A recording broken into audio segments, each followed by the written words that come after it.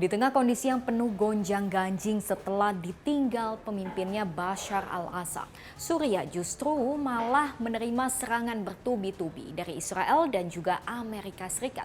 Lalu apa makna penyerangan ini? Kita diskusi. Hanya dalam waktu 48 jam, Israel melancarkan total sekitar 480 serangan terhadap yang mereka klaim sebagai target-target militer di Suriah. Militer Israel juga menduduki perbatasan.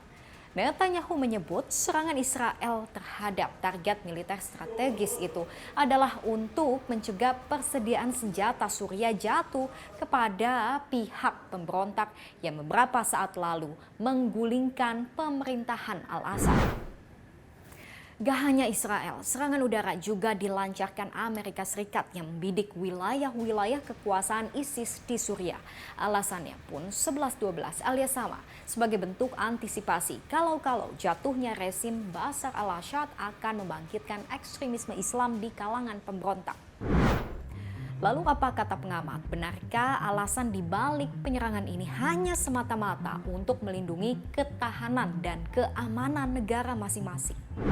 Kalau ditanya apa tujuannya udah jelas agar Israel terselamatkan daripada potensi serangan yang itu bisa Mhm, muncul dari Syria yang memang kalau kita baca sejarahnya Syria itu pada zaman sebelum Arab Spring tahun 2011 salah satu taring daripada negara Arab yang berani dan terbukti melakukan kontak langsung dengan Israel.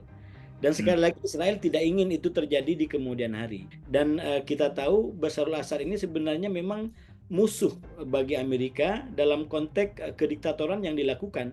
Kalau sekarang kan kalau masih nyerang karena ingin memastikan keamanan masing-masing. Jadi selain Mhm. kepentingan soal nilai-nilai demokrasi, nilai-nilai Amerika, juga ya tentang kepentingan ekonomi, kepentingan militer.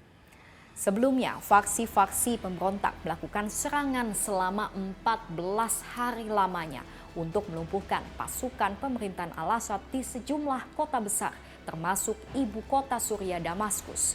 Assad dan keluarganya kemudian melarikan diri dan mendapat suaka dari Moskow, Rusia.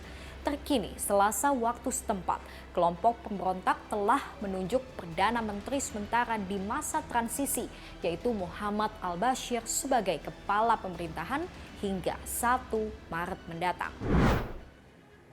Serangan Israel dan Amerika ini secara otomatis menambah panas situasi politik di bumi Suriah.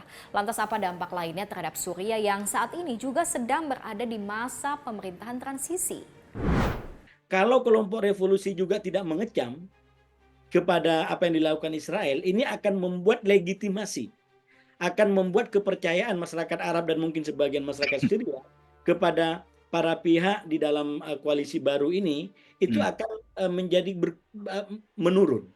Dalam pengertian jangan-jangan memang dianggap bahwa pemerintahan baru kita ini justru tunduk dan mengabdi kepada kepentingan Israel dan Amerika. Setelah rezim Al-Assad tumbang, Angkatan Bersenjata Federasi Rusia juga menarik pasukannya untuk angkat kaki dan meninggalkan Rusia. Sejumlah pesawat dan kapal militer membawa ribuan tentara, termasuk peralatan tempurnya. Lengsernya Assad setelah puluhan tahun berkuasa akan meninggalkan dinamika kepemimpinan Suriah di bawah pemerintahan transisi. Lalu mampukah pemerintahan mendatang membawa harapan baru bagi masa depan Suriah dan perdamaian di Timur Tengah? Lanjut diskusi di kolom komentar.